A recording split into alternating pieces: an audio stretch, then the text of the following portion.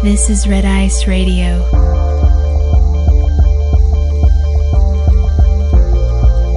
From the apparent to the esoteric.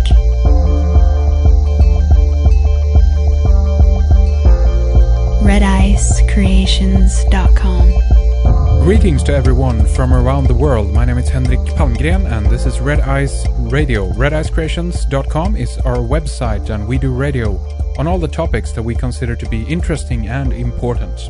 Stream or download radio on demand that you can listen to at your convenience directly from our website. Today, researcher Jordan Maxwell returns to our program to continue our conversation about symbolism, the occult, the cover-up of history, and the forces behind government, war, control, and religion. Okay, welcome back to Red Ice Radio, Jordan Maxwell. It is excellent to have you back with us so soon. How are you today, Jordan?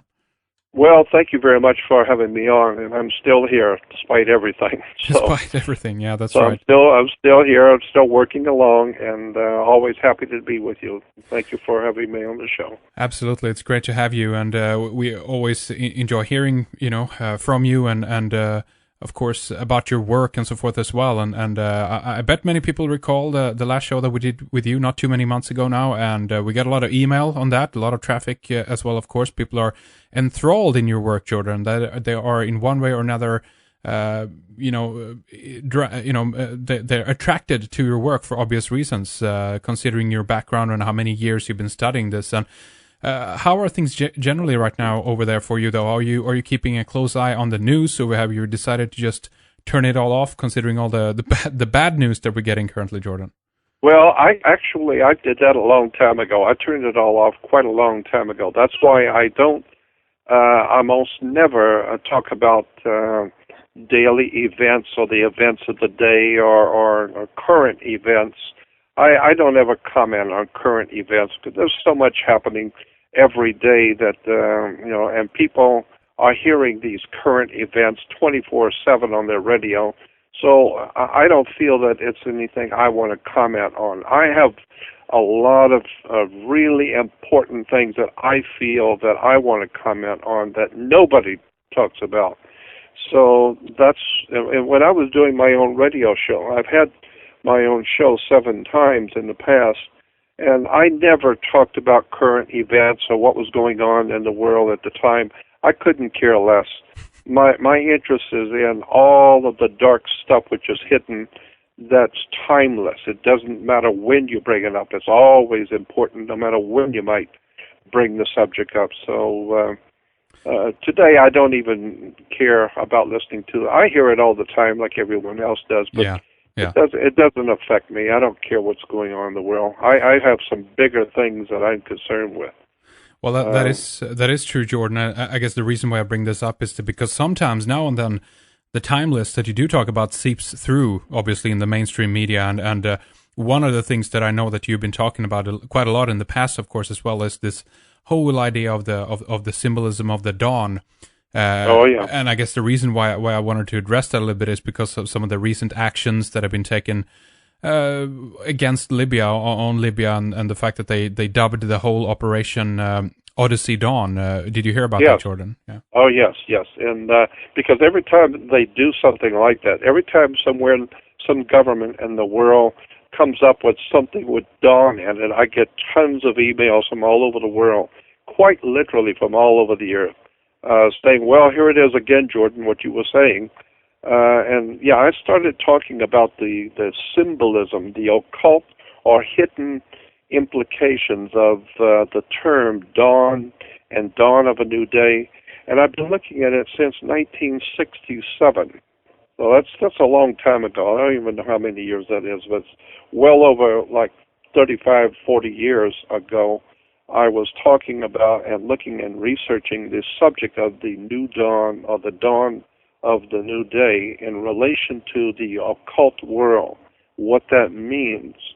And it is so well hidden, you will never be able to figure it out unless somebody shows you the connections, because it's so deeply rooted in the ancient world, and it's a type of subject that unless you see it a long time, over and over before you finally begin to understand what the symbolism means. And yeah, that's quite a subject. That whole idea of the dawn. That was even before this last one. There was another one where Obama said that at the end of last year, I think he said they were going to change the whole operation in the Middle East and call it Operation New Dawn. Mm-hmm. And I thought, wow, man, it's right there in your face. I know exactly what he's talking about. It's just, unfortunately, the rest of this country of America, they have no idea in the world what he's talking about. So it's quite a story, that whole concept and whole hidden or occult idea of the new dawn, a dawn of a new day. Boy, that's really a scary subject when you get into it, and we could probably talk about that a bit today. What do you make of the occult aspects of warfare overall? Or do we just tie some of the loose ends together in terms of this recent invasion now? It happened on March 19th. This was the Jewish day of Purim, by the way, and it was also the day where they invaded Iraq in 2003, also on March 19th. Yep. And this Purim, the festivity, there was, as far as I recall, this was when the ancient Hebrews were released from their captivity in, I think it was in Persia, ancient Persia, or possibly Babylon. What is the significance of that? Do you think? Does that part play into this as well? Well, I heard a guy working for the government here in America, CIA or NSA agent, was talking. He was on the radio. And he said that, I thought it was very important. He said, my job at the agency is I carry a laptop computer, which is filled with all of the hidden dates and mystical symbols and dates. And that's one of my jobs, is to correlate and connect dates and times with the ancient occult world. And he said, I've been doing that for years. That's one of the things I do for the CIA. I just thought that was very interesting, that there are people hired to do nothing but check all the ancient dates of the world, religious observances, all the symbols, and then make it available for the modern day military-industrial complex and governments to start their wars, to end their wars, all kinds of manipulation based on ancient significant dates and mystical symbols. So yeah, there is something to this whole idea that these wars are started on certain days, they end on certain days. It's all part of a blood ritual that's been going on for thousands of years. It's really quite an extraordinary story when you start looking into the world of the occult. And the very word occult, I would caution, simply means hidden. Doesn't mean it's bad or evil or of the devil. Occult is a Latin word simply meaning hidden. And so much of what is actually going on, factual history, has been hidden. And that's one of the things, that's one of the reasons why the world is in so much confusion. Because there are two realities at operating, at work right now on the earth. There's the one you see and you understand, the one everyone lives by. That's one reality. But the actual reality of the world is far, far different.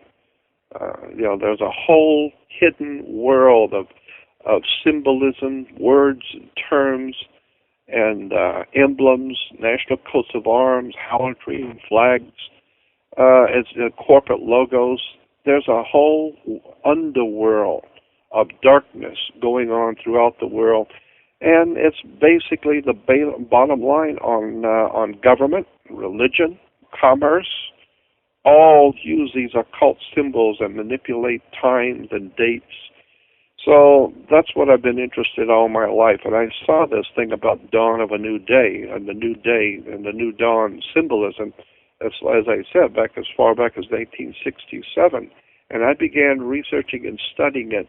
And I'm telling you, there is more to this story than meets the eye. And if you've seen my video called Dawn of a New Day. That doesn't even begin to scrape the surface of what I have. But I had to boil it all down so I could get it onto one little video. But I could do about an 8-hour lecture just on that symbol, with how Hollywood uses the exact same words and terms in movies and music, television shows, and business, corporations. It's everywhere. And if you understand the significance of the symbol of the sun rising between two mountains, and the term dawn of a new day or new dawn, if you understand the hidden symbolism as it is used by the occult world. Now, there is a magazine in Australia called New Dawn. I love that magazine. That's love great. the people. Yeah, that's right. They are sensational.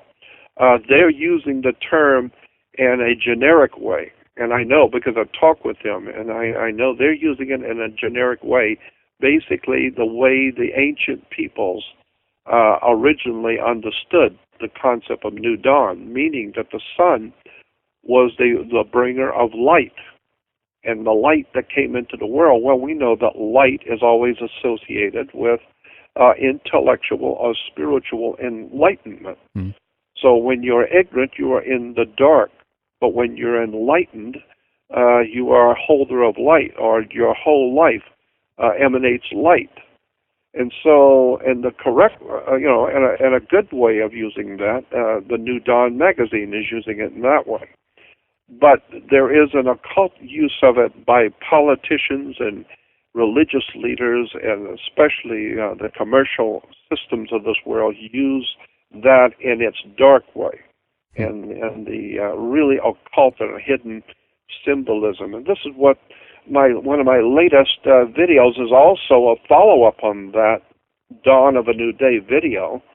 I've got a new one out called Lucifer and the New Age, which touches on that same subject again about the dawn. It has to do with also Lucifer. It has to do with the New Age. It has to do with interesting connections to religion and commerce and government, and it's really, as far as I'm concerned, one of the most important subjects on the earth today. And I haven't even scraped the surface with that. With my first try, my first video was called Dawn of a New Day. That's I think probably well enough done that you can at least get the point of what I'm trying to say, because I don't have the funds or the help to actually put together a top-of-the-line presentation like I would like to. I've never had the money to do the things I wanted to do because I spend all of my time in libraries reading and studying. And if you do that day in and day out for 50 years and just try and stay alive, and you're ultimately going to pay the price by not having anything, because it's an old saying that poverty is the disease of a scholar. And the reason why is because if you're going to school, if you're out every day doing research and studying, you're not out making money. Well, at the end of your life, you find out you don't have any money to do anything with the knowledge that you have. So that's always been my problem. So now I just put the information out there the best I can with what I have to work with.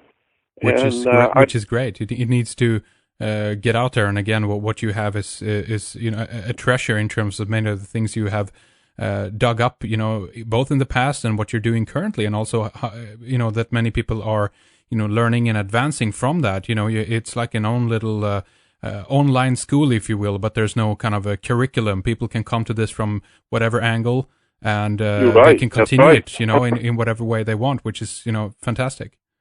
That's right. I'm not trying to present any kind of my own ideas. I'm very interested in just showing where things come from, where concepts and ideas originate, and how they have mutated and evolved and came down to us today. And so when you begin to see where the things that we believe today, where they actually came from, and get the etymology of the words and the terms and the symbols, and then you begin to see where the And then you begin to see that everything you're looking at today has a history. Nothing developed none of this that we live in today and on this earth, none of it evolved from a vacuum. Everything has connection to something earlier. You know, our corporations were around, say, 20 years ago. Well, they have new symbols and new words today, but then they can go back to 1900s. They can be taken back to 1860s, and you can keep going backwards into history and seeing where the more we change, the more we stay the same. We're still pushing the same occult, hidden symbolism, words and terms, and government is still doing today what it has always done, manipulate the masses of the people and keep them ignorant. So, absolutely. Jordan, I want to ask you a little bit about, you alluded to historical, basically, cover-up before as well. I mean, people have to realize that things that are happening today in Libya or, Iraq or Afghanistan, that's been happening in many parts of the world 1,000 years ago in some cases. Absolutely. And this seems it seems to be an agenda, of destruction of knowledge and spreading of the confusion that you alluded to earlier as well. And again, this has been going on for thousands of years. But what do you think is the primarily, driving force behind this? Is this connected with the spreading of the knowledge of the Luciferian agenda, or how does the Christian or the Vatican come into this, Jordan? Well, I think that what we're seeing in these wars and conflicts around the world are basically boils down to religions. And religions, not modern-day religions, but the modern-day religions of the world today are nothing more than the modern-day interpretation of the ancient world religions. And of course, in the ancient world, there was nothing but wars and bloodshed and violence between cultures and religious cultures in the ancient world. Well, we're still doing these crusades of the Middle Ages. We're still having a crusade with the Vatican manipulating America and England into going into the Middle East for the Vatican purposes. That's why we're in the Middle East. It has nothing. I don't think it has much to do at all with oil, but I think it has more to do with religion and cultural clashes of the ancient world, and we're still seeing it happening today. So, this whole thing about the dawn of a new day, it ties in Nazism, communism, fascism, capitalism, especially monopolistic capitalism. But this whole concept of the new dawn, the dawn of a new day, also can be traced back to the earliest beginnings of the Roman Catholic Church in the 4th century. The symbolism of the beginnings of Roman Catholicism, using the symbols and terms of the dawn of a new day. There's a very big story here, as I said, that I haven't even begun to get into the real implications of that symbol of the sun rising today. I mean, Jesus is referred to as God's Son, our risen Savior. So I am totally convinced from what I've been looking at theology for the past 45 to 50 years that there's a world of difference between the concepts and ideas of the original Christianity, as far back as where it actually began, as opposed to what we have and what we're calling Christianity today. Christianity today has nothing to do with the original concepts of Christianity going back to the 1st, and 2nd, and 3rd century. And with the coming of the 4th century, when the Vatican, Rome was in collapsing, and it mutated, the Roman Empire mutated into the Vatican. And from there, we have the Teutonic Knights, with the whole concept of the Teutonic knighthood, having a Messiah, a Teutonic Messiah, which gave the world the Hitler complex. So there's a very ancient story about Christianity that's never been told to the people today. So I believe, it's just my opinion, but I've been looking at this for 50 years, I believe that today's religious world of Christianity is actually a tool that was developed by the Illuminati to control the world. And I think that Christianity itself today bears no resemblance to the original Christianity in its very original form.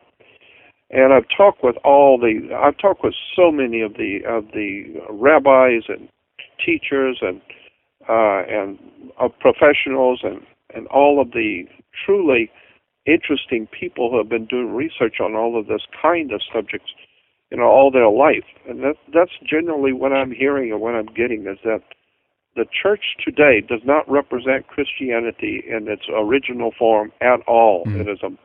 It's a religio-political, commercial system that was developed around the 4th century, and was basically developed to be a religious, political, sociological world movement. And it bears, and when you begin looking at the symbols, the words, and the terms that are used today in the churches, you begin to see the connections between Illuminism, Luciferianism, the Illuminati, manipulation of governments, money. It's a hell of a subject. There's no doubt about that. And it's not the kind of thing you can explain adequately, on a radio show. I mean, you have to do a 4 or 5 hour video presentation where you show all the symbols and words and show how it has evolved over the years and mutated. Yeah. Then people begin to understand for the first time. Absolutely, and in some regards, it's a life study trying to incorporate the history of the world and trying. I mean, as you know, this goes on and on. There's new things coming to the surface all the time, and just all the time. Throughout the day here, I've been watching some programs on the how the Goths up here in Sweden were taken over and Christianized, by Charlemagne sending out people like Ansgard, the saint from Bremen and Hamburg in Germany around I think it was around 500-600, something like that. But what always has been curious to me is how this little sect in the Middle East, the Essenes or whatever, that particular theology, if you will, or that religion was something that was picked up by the Roman Empire, kind of converted into their own version of this, and then exported and forced upon the rest of the world, when there's so many other religions and stories out there. Why do you think that is, Jordan? Any idea about that? Yeah, what you've just said, what you've just enumerated, is exactly what I just said. That's precisely right. How the Roman Empire, and when it was in its last days, it mutated and continued to live on through the Vatican. And the Vatican, of course, picked up on the ancient stories in the Middle East, then put their own spin on it and developed a whole new religion, calling it Christianity. And so the original story has been lost totally. Yeah. And anyone who would carry on that original story of Christianity was persecuted by the church, hunted down, and murdered. So that you look at the history of the Roman Church and the Roman system in Europe, and look at what it's done from about, as I said, about the 4th century on. And we have inquisitions where they were hunting down people who weren't going along with the new Roman religion. Yeah. And so the Bible is filled with all of these tales about they who would present themselves as worshipers of God and in point of fact be worshiping the dark side. And so that's why, I mean, I've been saying this for a long time, there's a biblical concept that has, the Bible has Jesus saying, by their fruits you will know them. The idea is that if you don't know what a seed is, you just have a seed, but you don't know what it is, the scriptural idea is to plant the seed and let it grow. And when it grows up, if it's an apple tree, well, then that tells you what the seed was. Mm. So wait and see what it will produce, and that will tell you what kind of a seed it was. Well, look at the world today, and especially in Europe and around the world. What is the fruitage of the seeds of Christianity today. Wars and bloodshed, corruption, drugs, gang wars, it's violence on the whole earth. By their fruits you shall know them. And that's why today I'm saying the Christians and Jews both are crying out and praying to God for protection of their family. All the time the Christians and Jews are praying to God for protection, the world is going deeper and deeper into bloodshed, violence, and horror, and demonic possession, drugs.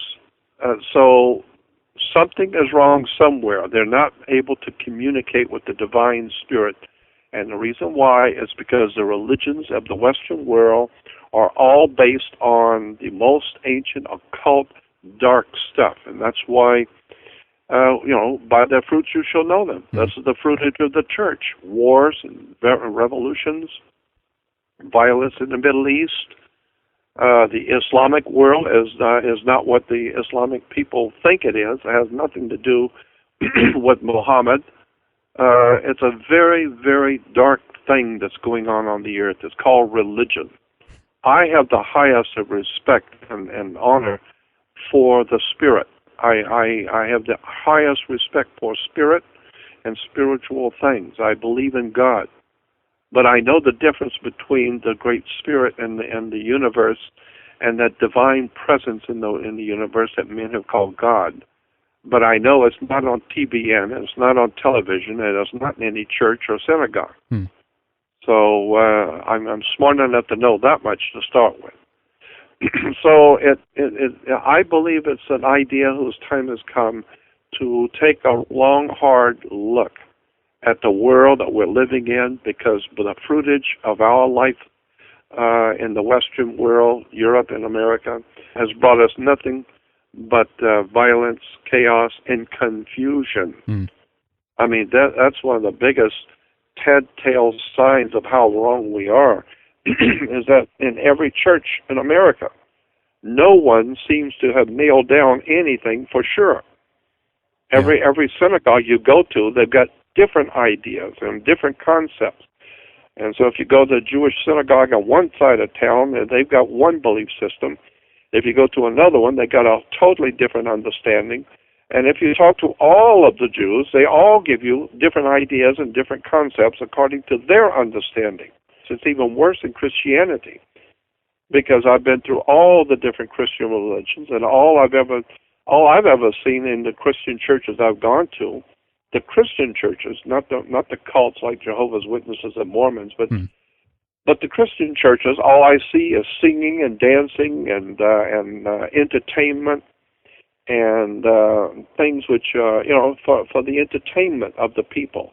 Nothing of any redeemable value. Nothing that educates the mind and causes you to think deeply about spiritual things. Right. No, there's nothing but guitars and noise and singing and hymns, and people feel good about it, but it doesn't do them any good. They don't know anything. So now, from your perspective, do you feel that all of this, the fruits of this, is because of the religious programming, that this was kind of in the seed to begin with, or has this simply kind of degenerated throughout the hundreds and now up to thousands of years here, and now all that's left is kind of an unconscious, insanity, if you will, or has this been planned? Yeah, no, I would say no. It wasn't. It hasn't developed into this insanity. I'm saying that as far back as the 4th century, it was planned, the insanity. Right. Yeah. People who gave us the Vatican, the people who gave us our modern-day Christian religion, knew exactly what they were doing. They had an agenda. They were the Roman system of politics and religion and commerce. And so they already knew what they were doing. They were putting together a religion that would hold the glue, that would hold the empire together and ultimately dominate the world. So the great kings and leaders of the church, they had no misunderstanding about what they were doing. They were developing a religio-political, economic system that would eventually take over the entire Western world and would hope for one day take over the entire earth in a new order of the world. The new world order, basically. Yeah. That's it. Yeah. That's exactly right. And it's the Christian church which has promoted it, and they don't even realize it. No, I'm not talking about the Christian people in the church. I'm talking about the actual heads of the corporations, the actual home office of the different churches. The Christian people have no idea in the world what's going on. I'm talking about the officials and the heads of all of these Protestant and Christian churches. They know what's really going on. They know who they are. I had an FBI agent in San Diego call me one time, and I think I may have said this to you before. I had an FBI agent call me a few years back, and he called and said this was a social call, it's not business. And he said, I just want to let you know that you're being listened to and watched by your government. And he said, but your government does not consider you to be a threat right now, because we understand that people are hearing you. We don't care if people hear you. What we're concerned with is that people listen to you. If they begin to actually listen to you rather than just hearing you like they hear anybody else, right, then you might be in more trouble. And he said, but right now your government does not consider you to be a threat. But, he said, however, if ever you're going to have any real trouble in this world, it's going to come from the church, not government. Government doesn't care what you're talking about, but the church is very, very bad. And he says, the church today, the Christian church today, this is an FBI man telling me, this is from San Diego. He said, the church today is a criminal operation. It's a criminal syndicate. They are lying to the people. They're manipulating them in politics. And so any organization, any kind of an organizational arrangement or an institution that can hold the people's voting power, they can control the people's spending, they can control the people's minds. You've got to know that's very, very bad stuff.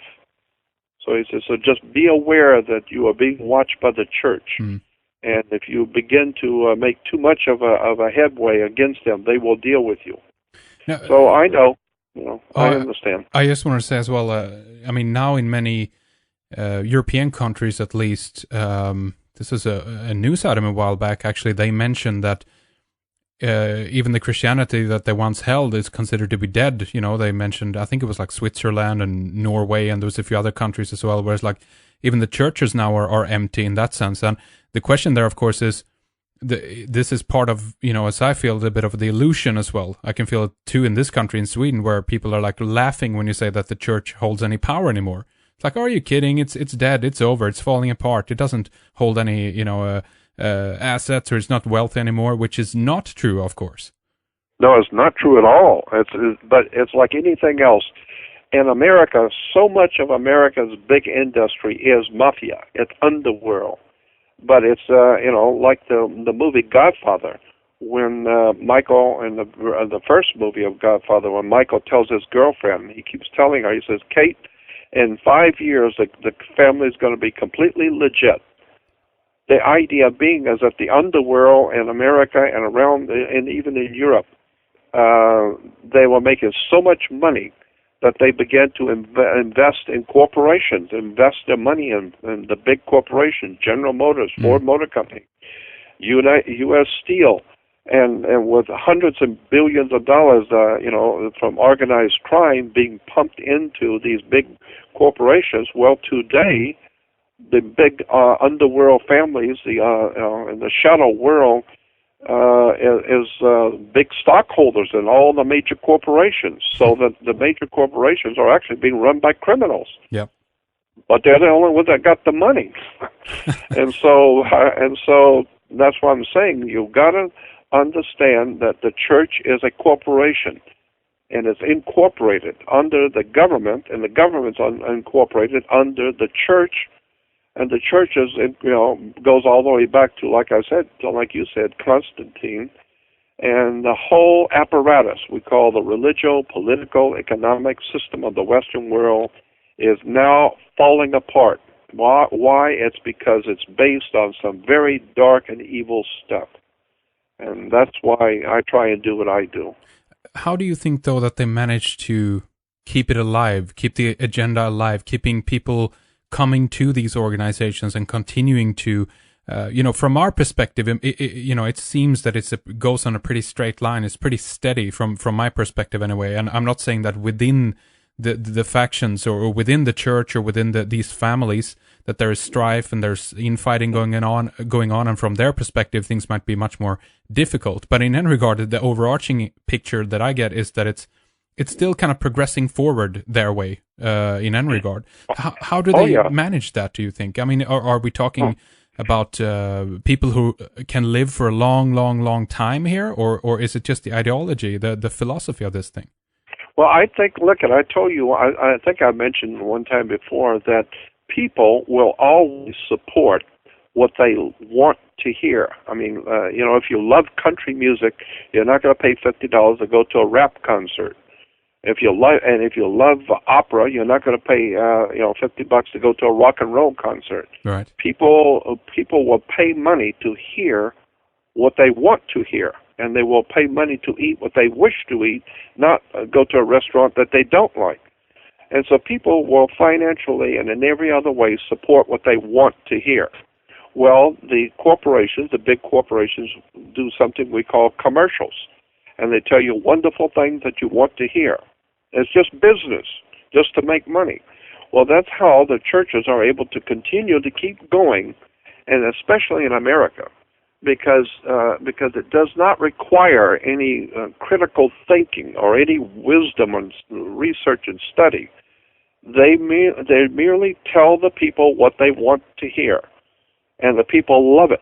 People, I have found that if you can tell an audience, or if you can, how would I say this? If you can go before an audience and show them that what they believe to be true is true, and prove it to them that what they believe to be true is the real truth, they will love you. They'll support you, give you money, and they will promote you and feed you all over the world, because you are telling them that what they already believe to be true is true. That's what they want to hear.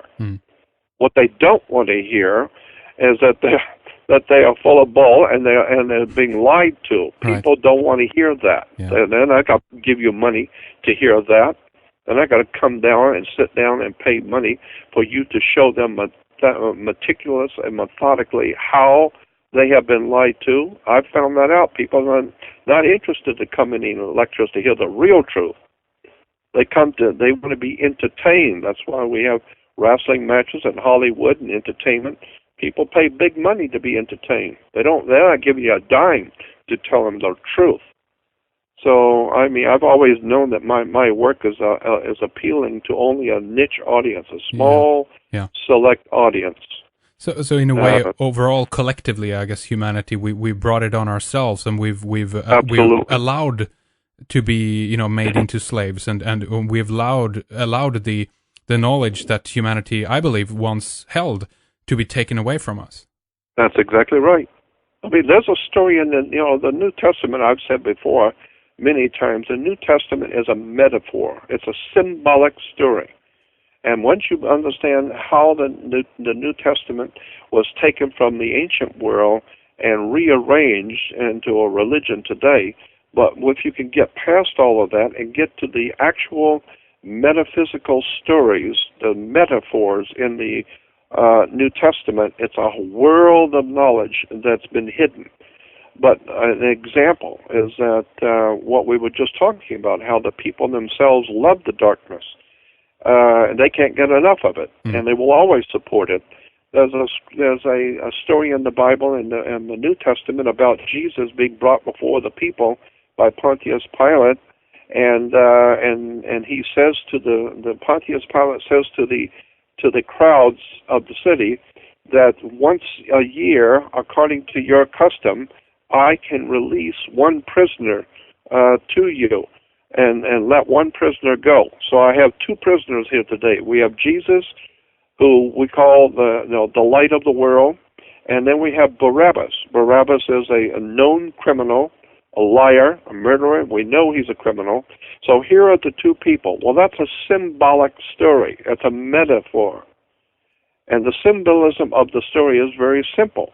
When you present to the world of mankind two different ideologies, one is based on the light and truth and decency and honor, or the other one is based on the darkness and evil and criminality, which one would you choose, Jesus or Barabbas?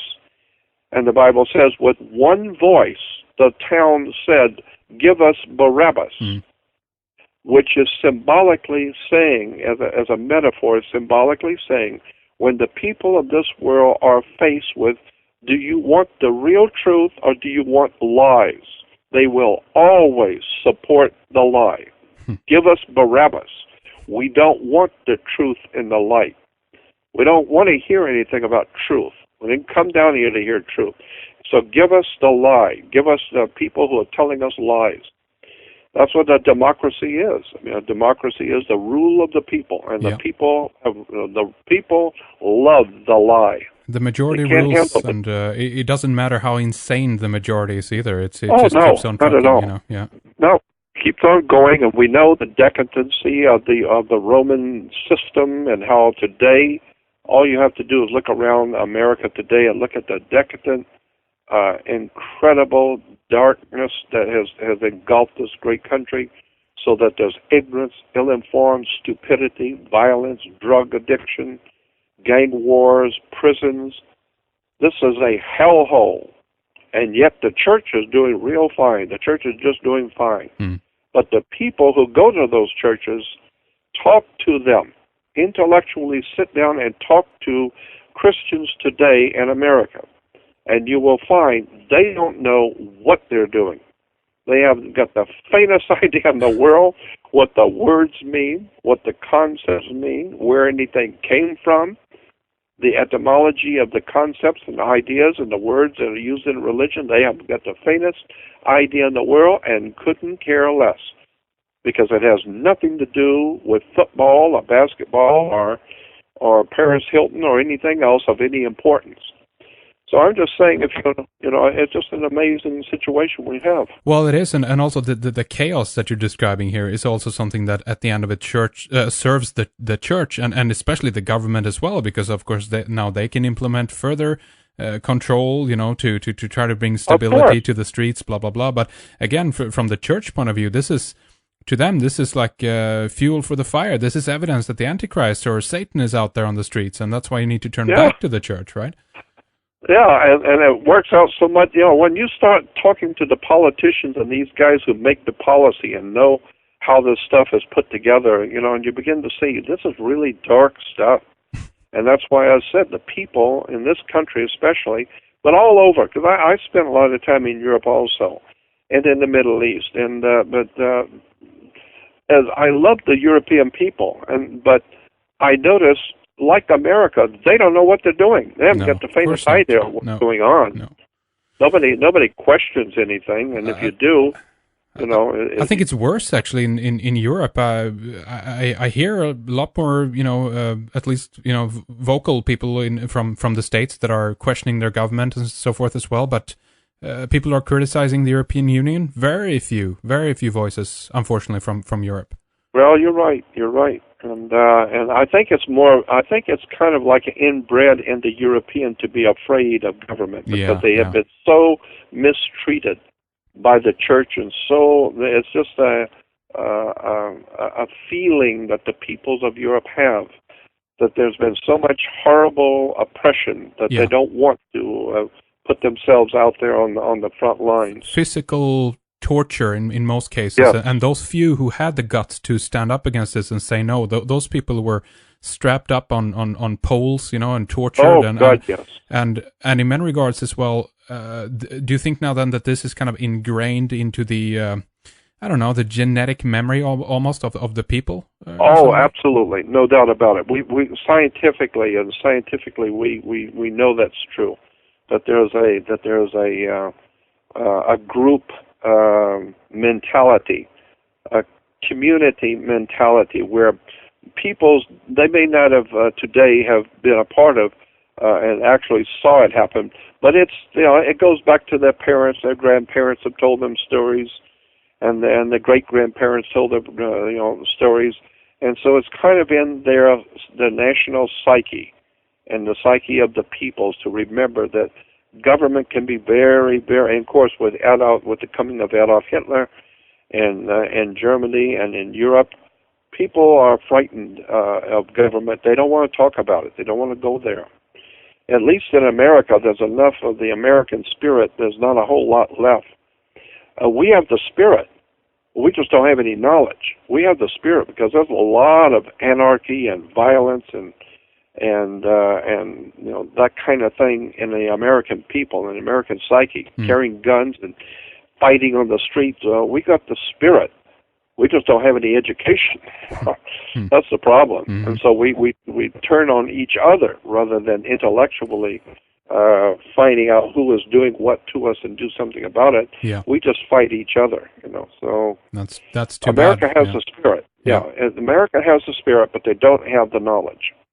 So let's talk a little bit about the dawn of their new day, the New World Order. I see it emerging as a global socialist, dictatorship in one way or another. And if we draw the analogy to the Roman Empire again, okay, granted, it did, transform in the past, but symbolically, obviously, the Roman Empire fell. And I feel that we might be in for the same situation here as well. The bigger this thing gets, the harder it will fall when it eventually goes down. So I'm, at the end of it anyway, positive. What do you think, Jordan? I totally agree. I always say that the light at the end of the tunnel is a train coming. As far as I'm concerned, you're totally right. And before we go off and before we leave, there's a couple of things I want to make sure people understand about me. Sure. One is that I am not an activist, a political activist or social activist at all. Period. I've never been an activist for anything, and I'm not a party to any movement. Truth movement or any group movement like that or any social movements. I've never been a member of any of it, ever. And so when people, I want to clarify that because so many people put me in the truth movement or in right. some kind of an activist movement, patriot movement. I've never joined any patriot movement. People will put me into these things and say things about me, but for myself, I've never joined any patriot movement, no truth movement, or anything else. Yeah, I just doing what I've always done. As far back as a child, I was always asking too many questions and beginning to see how things work. And so I just want people. You're walking your own path, Jordan. In that sense. I'm just walking my own path to my own desires to learn and to know, and I appreciated other people in my life who were like that when I was growing up, who were out there on the cutting edge doing their own thing and helping me when I wanted to know. So that's what I'm doing. I'm just giving it back to humanity, the help that I was given. I'm just trying to turn around and give out wisdom and knowledge and understanding to those people who want to know. Yep. So I'm not a part of any truth movement or any activist of any kind. Well, same here. I think the people make the assumption because it sounds right to them or according to their own philosophy or whatnot. So they bunch you together with all these other groups out there and what have you. Yeah. Right. And that another thing along that line that irritates me terribly is when people will hear me say something in some lecture 10 years ago, and it stuck with them. Then about 6 years ago, I said something on another lecture, and then last week I said something on the radio, and now they will put what they've heard all together and come up with a whole new thing that I've said that I didn't say at all. And I get that continually, daily. I get emails, people say, well, Jordan, you said this and that. I never said any of that ever. I said 1/4 of that, but that was 10 years ago. I said another quarter, but that was like 8 years ago. Right. Then I said another quarter, but that was last Wednesday. Well, to them, and it's so, 5 minutes old, you know. Yeah, they just heard you. You know? Yeah. They just heard it. Yeah. And so now they go out on the web and say, well, Jordan Maxwell said this, and that. I never said that. And so I've come to the point where I just give up. I'm not going to try and clarify anything for anyone, because now my philosophy is today, my philosophy about who I am and what I do is I'm just going to do the best I can with nothing, and that's the way I've always worked, with nothing. I'm going to do the best I can, and whoever is supposed to hear me will, and whoever's not supposed to hear me won't. Right. And whatever you take away from whatever I've said, whatever you get from it is what you get. And if you don't like it, well, that's all right too. So I don't care if people understand anymore, and if they're misquoting me and attributing things I never said. I've come to the point where I don't care. I'm just going to do what I do, and if you're smart enough to hear what I'm saying and do some research on your own, you'll see what I'm talking about. It's not that difficult. I mean, take what you can and leave the rest. That's what I've always said. Of course, go back to rest. Yeah. I'm not running for office. I don't care one way or the other. I just do what I do. Right. Well, you do it very well, from my point of view. And again, this is not about, as we talked about last time, Jordan, this is not about being in total agreement with every single point here. This is about exchanging ideas and make people think. And in most regards, unfortunately, again, by focusing on the negative, that is what makes people think. That is also what makes them thinking about what is positive in their own lives, which is at the end of the day a good thing. So, job well done. I was at a big conference here in Los Angeles with the motion picture television personality Steve Allen. Steve Allen used to be a very big movie star in Hollywood, but he was like me. He enjoyed discussing these kind of things, and so we were on the stage together. And they asked him, they said, Steve, why do you have anything to do with the work of Jordan Maxwell and talk about these different subjects that you are talking about today? Why don't you just stick with your music and your Hollywood career and not talk about this other stuff? And he said to them, look, I have a character flaw. That's why I do what I do. It's an imperfection in me. The character flaw I have is I love wisdom. I love knowledge. I love investigating and understanding and reading and studying. While most people don't like doing that, that's what I love doing. That's why I'm here with Jordan Maxwell. That's why I'm here talking about things that most people don't want to hear, because I love wisdom. I want to know. Yeah. And so that's been my feeling. I'm not asking anybody to agree with anything I'm saying. All I really want to do is cause them to think, question for and start doing some research on your own. Absolutely.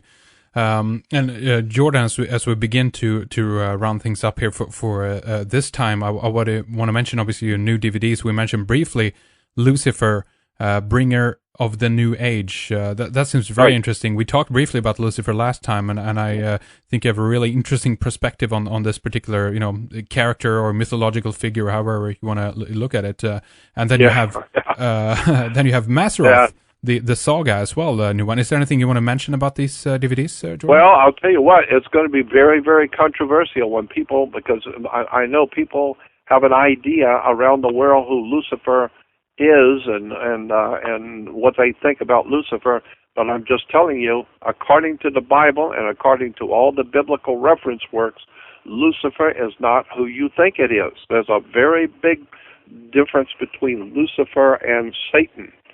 Satan is referred to in the Bible as the devil, and the very word devil is simply putting a D in front of the word evil, becomes devil. So, and the word God comes from the same root word we get good. So you take an O out of good and it becomes God. So God is good and devil is evil. But when you understand there's a major difference between being devil or Satan and Lucifer. Lucifer is not the devil. Yeah. It means something else, and it's very, very interesting when you start really doing the research on Lucifer and what it means, where it came from. And then, of course, I've got the other one, the other video with it called Mazzaroth. And so many people in both Judaism and Christianity have no idea in the world about that subject of Mazzaroth. But it's in the Old Testament, and it is the basis. Mazzaroth is not only in the Old Testament, book of Job, but it's also the very basis for the New Testament. And so Christians, who are following the story of the New Testament do not know that they're actually following Mazzaroth. It's called Mazzaroth, Mazzaroth. And it's a very interesting story about what Mazzaroth, where it came from, what it means, how it's connected to Lucifer, the New Age. And of course, if you go back even further, behind that, I have other videos dealing with similar subjects, Messiah and King Solomon's Temple. Now, there's two subjects that'll really blow your mind.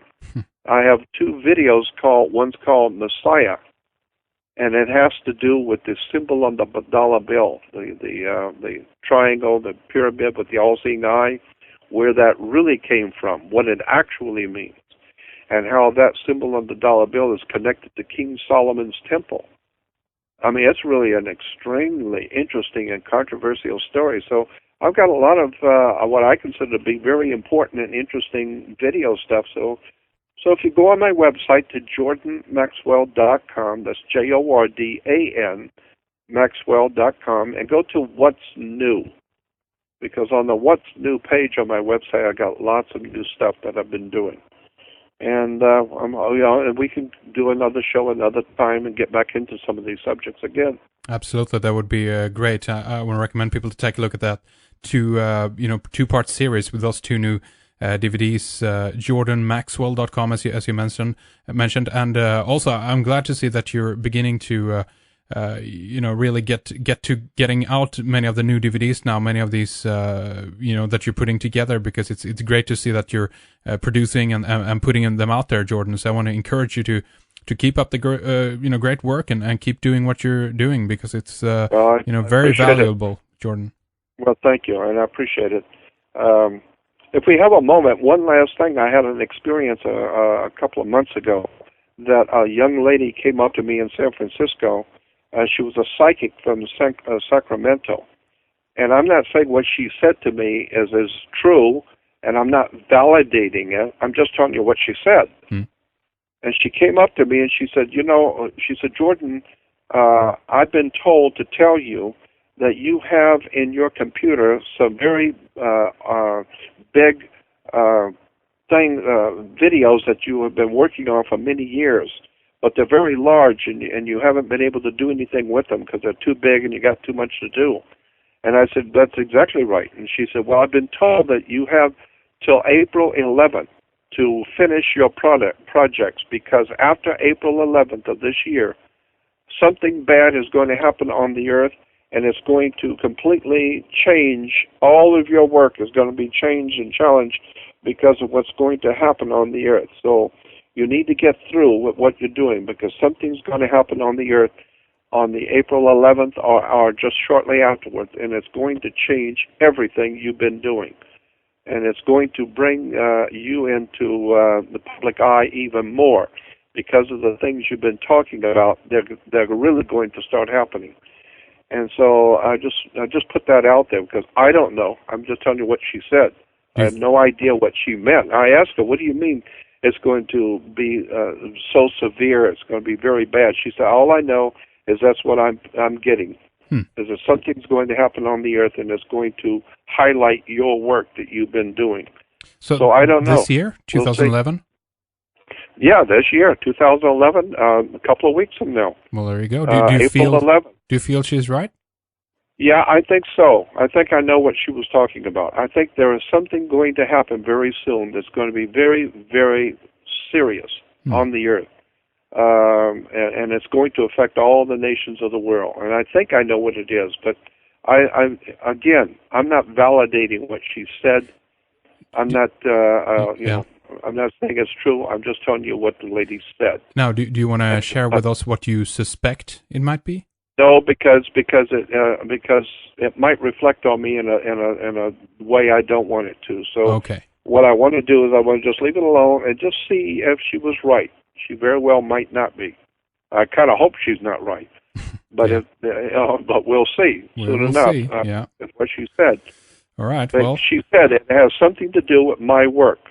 Okay. Yeah. And so these are reflections of the times that we are in. I guess there's a lot of these, and have been for a long time, obviously. But there's a lot of these dates flying around right now. It feels like the times are very uneasy, if I put it that way.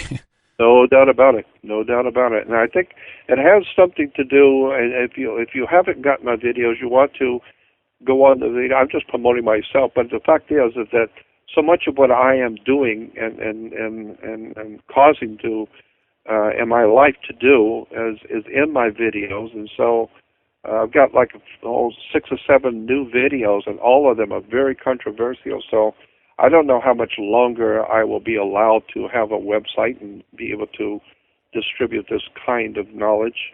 So I would suggest everybody go on the website and check it out. Go Absolutely. to what's new, if nothing else. And when you go on my website, check out everything. Go through the whole website. You'll be surprised how many people don't do that. Oh, I remember. We talked about that last time. It's kind of fun, actually. Yeah. Absolutely. Yeah, because they go on the website and see the home page, and that's it. They didn't see anything. Yeah. Well, do it, folks. JordanMaxwell.com and look through specifically the what's new, but all the other research tabs and these things as well, the buttons there, because it's great stuff for you there if you're not familiar with what the work that Jordan has been doing here. But I want to say, thank you very much, obviously, for the update, Jordan, and thank you for your time. It's always great to have you with us.